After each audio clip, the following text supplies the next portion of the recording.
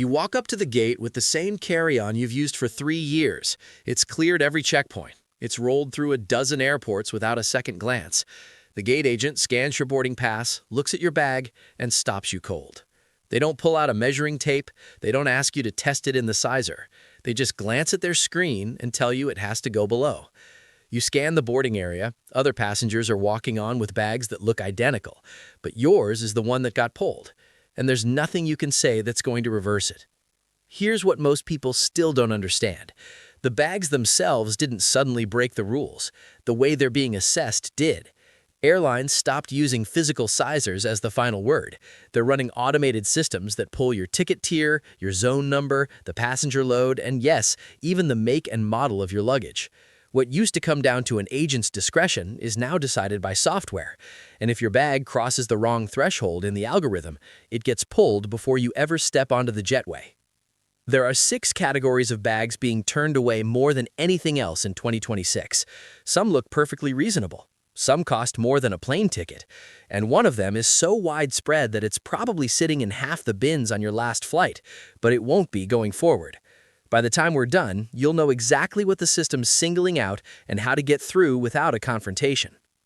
Let's start with the one that surprises people the most: Hardcase spinner luggage. The kind with 4 rotating wheels, a clean, modern design. You picked it up because it's built to last. It meets the published dimensions, barely.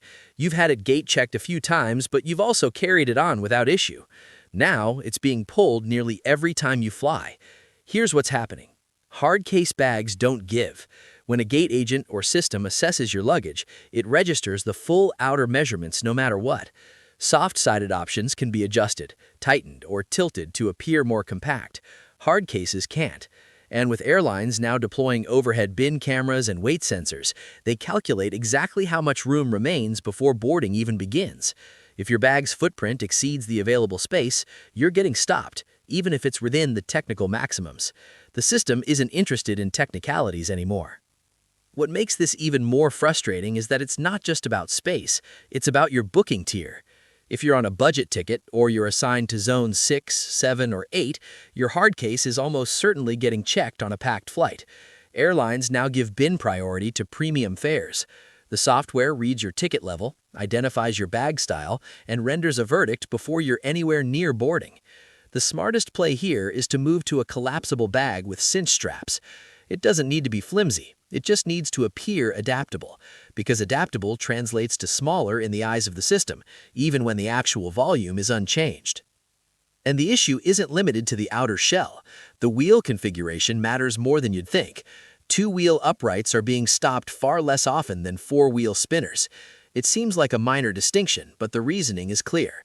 Spinner wheels protrude. They add bulk and depth that don't always show up in the listed specs.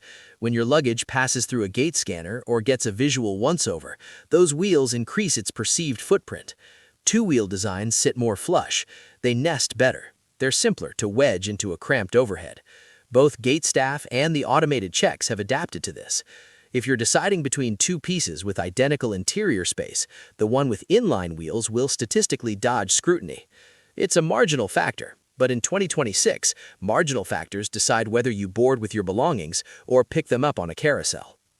Now let's address the bags that seem like they should slide through but don't. Duffel-style carry-ons, oversized shoulder totes, anything lacking a rigid frame. Plenty of travelers move to these precisely because they're flexible and easy to stow, and for a stretch it paid off. But lately the trend has reversed.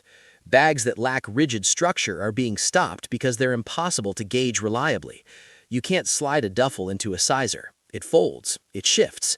So gate personnel are instructed to treat it as overfilled, and if it appears stuffed, it gets sent to checked baggage, even if the contents fall within allowed limits. The system has stopped trusting bags it can't verify with consistency. Here's where it gets more complicated. Even if your duffel isn't crammed, if it sags or bulges, it sends a signal to the algorithm or the agent that you might be exploiting a loophole. It's suspicion by silhouette. Airlines have dealt with too many travelers jamming duffels to double capacity and then squashing them down at boarding. So now, every duffel gets extra attention. If you insist on using one, pack it to less than half and make sure it retains some form. Reinforced handles, a sturdy base. If it resembles a pillowcase full of clothes, it's getting taken. Then there's the type nearly everyone assumes is bulletproof, and that assumption is the issue.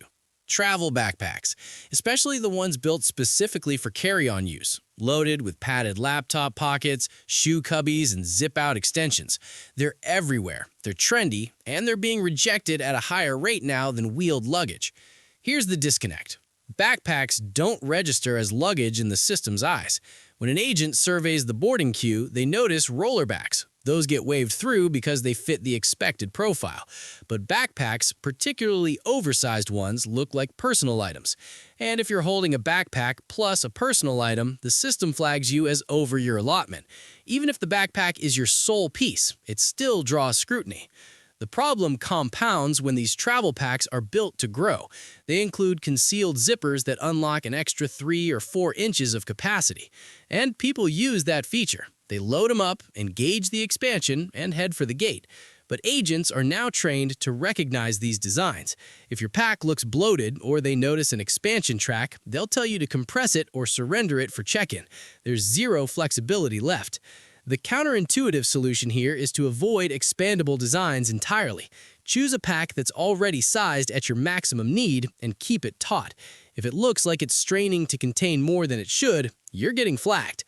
This is the point where the system begins to feel targeted, because it's no longer just evaluating your bag, it's evaluating you. Designer carry-ons are being sent to cargo at surprisingly high rates. Brands like Louis Vuitton, Rimowa, Tumi.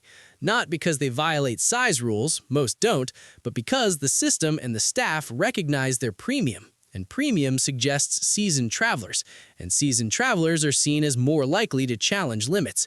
It's profiling, but it's algorithmic profiling. The software identifies a luxury label in your purchase history or loyalty file. Yes, certain airlines cross-reference this via payment records and marks you as someone who might resist gate instructions or expect VIP access. So your luggage gets preemptively checked to sidestep disputes. If you're traveling with a well-known high-end brand, especially a polycarbonate shell with visible branding, you're statistically more likely to be stopped on a crowded flight, if you're not in first class. It's not equitable, but it's the reality. The only workaround is to travel with something neutral. Mid-range label, no monograms, no shine. Pure utility. It's absurd to invest in premium luggage only to downplay it, but that's the compromise air travel demands now. The system doesn't value craftsmanship, it values conformity. Which leads us to the bag type being turned away more consistently than all the others, and most travelers don't catch on until they're standing at the podium. Older carry-ons, pieces you've owned for 5, 8, a decade. They were compliant when you purchased them, but the dimensional standards have crept downward and the margin for error has vanished entirely. A bag that passed muster in 2018 could be a centimeter too deep or too tall by current metrics, and that single centimeter is now sufficient grounds for rejection. Airlines have quietly revised their listed maximums over recent years, not drastically, but enough that legacy luggage now falls into a gray zone, and gray doesn't board anymore. Here's the maddening part. Your bag still physically fits the overhead compartment. It always has, but the system isn't evaluating fit, it's cross-referencing published specs, and if yours even a fraction over, the display goes red. And once it's red, no explanation will undo it. The fix here is straightforward but irritating. If your carry-on has more than 3 birthdays, measure it yourself against current airline specs, not with a ruler, but against the exact numbers on their site. If your piece hovers anywhere near the cap, retire it, because hovering is the new violation. So, that's the system you're up against now. You know what triggers the flags, you understand why bags that used to work don't anymore, and you know how to move through the gate without becoming the person holding up the line. Here's what I want to know. Have you switched bags because of this, or are you still rolling the dice with your old one? Drop your answer below. And if this breakdown just saved you from an awkward conversation with a gate agent, hit that subscribe button. The rules are going to keep tightening, and most people won't figure it out until they're already delayed.